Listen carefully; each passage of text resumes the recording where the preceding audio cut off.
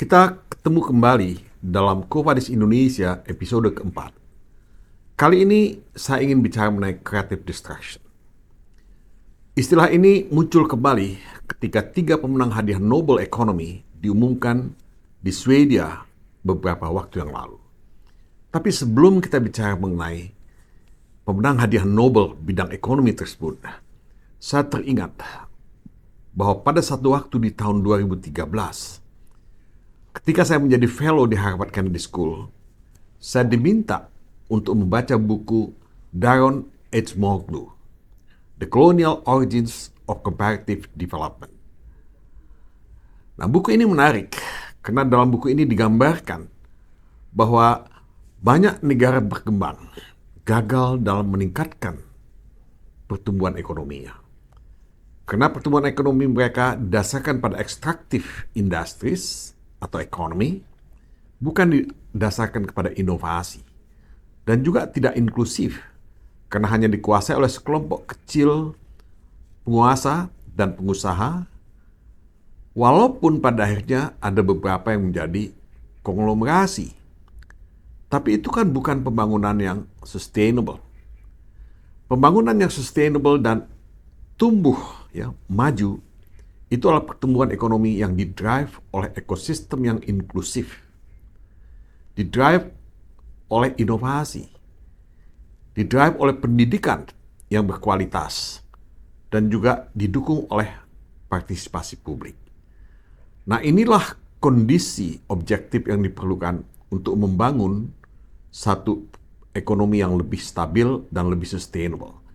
Kalau kita hanya bicara mengenai extractive industries atau ekonomi, dia hanya menguntungkan sekelompok kecil elit, dan juga rent seekers.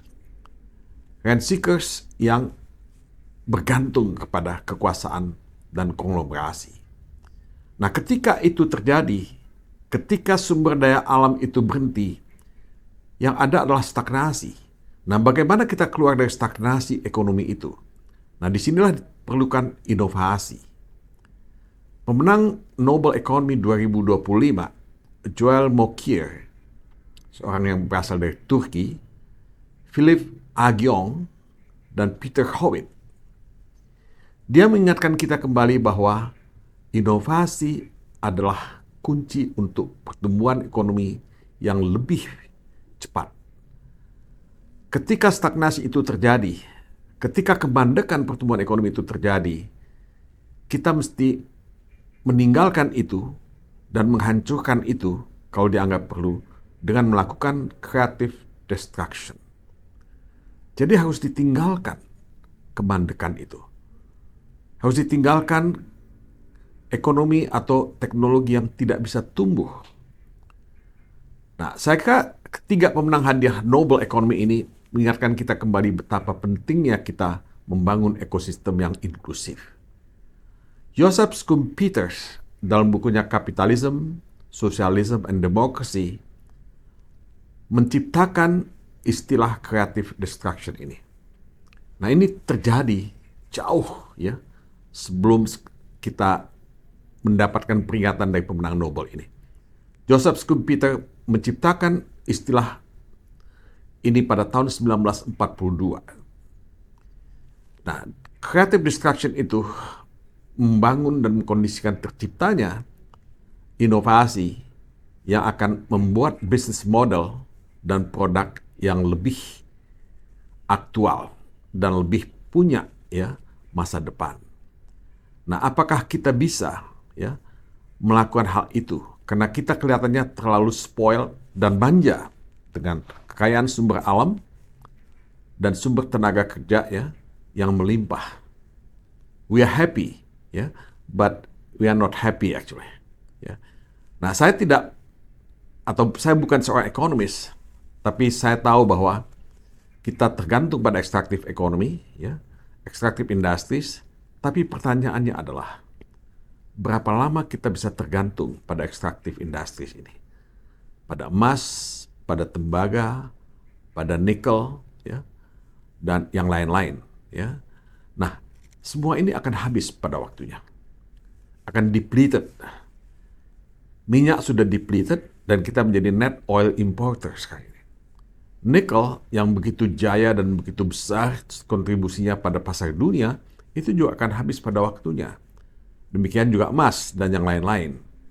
Nah, pertanyaannya adalah, apakah pertumbuhan ekonomi 8% yang diinginkan oleh Presiden Prabowo akan bisa kita raih, akan bisa kita capai? Apakah Indonesia emas pada tahun 1945 akan bisa juga kita capai misalnya? Dan yang lebih penting, apakah kita bisa compete dengan Amerika, dengan China, dengan OECD? Nah, memang ada ya, added value yang kita peroleh dari nikel, ya, misalnya karena ada hilirisasi. Tapi itu kan bukan ya added value yang optimal.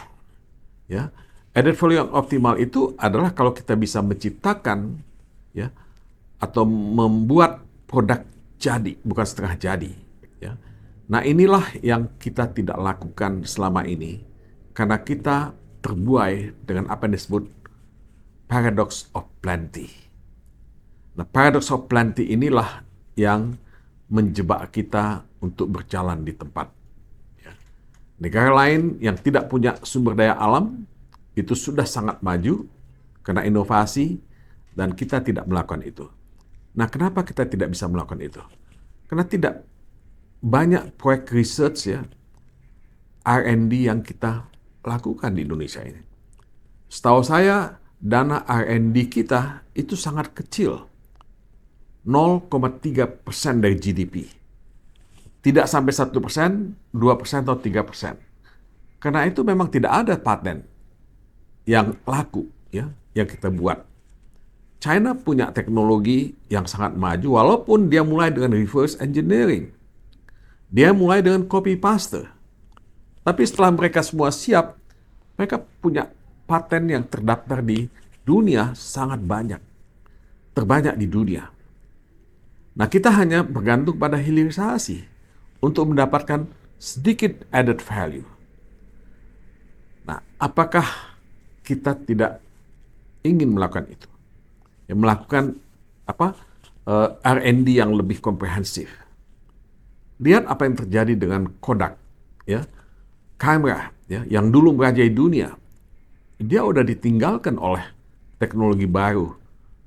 Handphone semua punya kamera dan sebagainya. Lihat apa yang terjadi dengan media, media seperti New York Times, ya, Los Angeles Times dan sebagainya. Newsweek, Time, Magazine, semua ini kan sudah digantikan oleh digital media.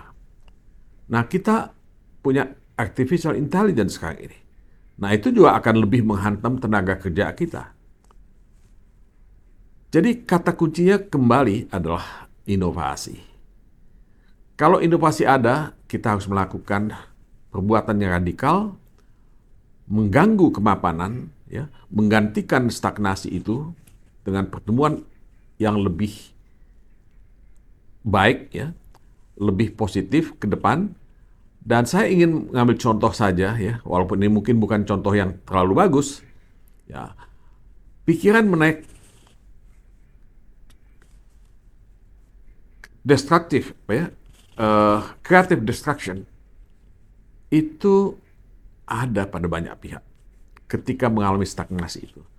Saya ingat ya, Chicago Bulls, ya, klub basket terkenal di Amerika, itu pernah ya mengalami ya stagnasi, down, ya, seusai Michael Jordan tidak lagi dalam masa jayanya. Tahun-tahun emas Michael Jordan udah habis, udah selesai. Nah, mereka akhirnya melakukan creative destruction, mengubah ekosistem, ya, bisnis basket Chicago Bulls, memulai kembali dari bawah, ya, melakukan perubahan sistem pelatihan mereka, sistem training mereka, dan ini mengangkat kembali ya prestasi Chicago Bulls pada waktu itu. Nah, ini mesti dilakukan untuk bisa menjadi juara kembali, dan saya kira ya banyak kesebelasan sepak bola melakukan hal yang sama kalau kita melihat apa yang terjadi di Inggris misalnya. Liverpool itu pernah anjlok, ya, walaupun sebelumnya sangat jaya, tapi dia melakukan creative destruction dan pernah kembali jaya. Gitu. Nah, yang saya harus tekankan adalah teknologi itu begitu cepat, ya. Dia tidak abadi sebenarnya. Dia bisa berubah sesekali. Karena itu, walaupun kita sudah melakukan creative destruction, bukan mustahil dalam waktu yang tidak lama kita akan obsolete. Dan di situ creative destruction itu diperlukan kembali. Nah, kita tentu bisa melihat ya apa yang terjadi di Indonesia. PSSI kurang apa ya dengan dengan pemain sepak bola yang handal. Tapi kita selalu gagal masuk Piala Dunia, gagal masuk Olimpiade. Karena kita tidak punya ekosistem yang bagus. Sementara Jepang, Korea Selatan, Korea Utara, China, Iran sudah masuk Olimpiade, sudah masuk World Cup. Kok kita nggak bisa gitu? Kenapa kita gagal? Nah sayangnya, Ketua PSSI, Menteri Pemuda dan Olahraga, mengambil shortcut jalan pintas dengan melakukan naturalisasi pemain asing. Ya mungkin short term akan ada manfaatnya, tapi long term itu bukan jalan keluar. The whole system has to be changed. The ecosystem has to be changed. Kalau tidak, PSSI akan jalan di tempat dan tidak mungkin bisa ikut dalam Olimpiade dan kejuaraan dunia. Maybe this is not a good examples. Tapi saya harus mengatakan bahwa kita memang selalu setengah-setengah gitu. Kita tidak pernah punya target jangka panjang. Nah, apakah ya pengalaman PSSI ini memberikan ilham, inspirasi kepada kita semua, kepada perusahaan-perusahaan kita untuk melakukan creative destruction ketika mereka mandek? Tapi celakanya, mereka yang berada di zona nyaman tidak ingin berubah. Mereka yang berada di zona nyaman ingin tetap menikmati kenyamanan mereka, walaupun at the expense of the whole economy, at the expense of the whole people. Saya Indonesia mesti keluar dari jebakan ya, jangka pendek dan dari kungkungan ekstraktif ekonomi ini. Terlalu lama kita semua menjadi korban dari paradox of plenty. Kaya tapi miskin, per capita income kita rendah, ya, wealth kita juga tidak seberapa, ya, masyarakat yang stunting, ya, yang educational, ya, levelnya juga rendah. Ini semua tidak membantu kita untuk keluar dari jebakan-jebakan ya, ekonomi yang tidak membawa kita kepada kemajuan. Memang kita sudah masuk pada apa yang disebut upper middle income country. Tapi kan upper middle income country itu ya tidak akan bisa kita genggam selamanya kalau kita tidak membangun ekosistem untuk inovasi yang memungkinkan business model, yang memungkinkan produktivitas ditingkatkan. Nah inilah yang menjadi kerisauan saya selama ini, dan menurut saya there is no choice but to begin thinking seriously what to do with our economy. Apakah inovasi itu kita akan mulai kembali, ya? Kalau tidak, ya saya harus mengatakan Indonesia tidak akan bisa melangkah maju menggapai masa depan yang dicita-citakan. Ini mungkin ya catatan pada kesempatan ini. Kita akan kembali ketemu dalam episode berikutnya.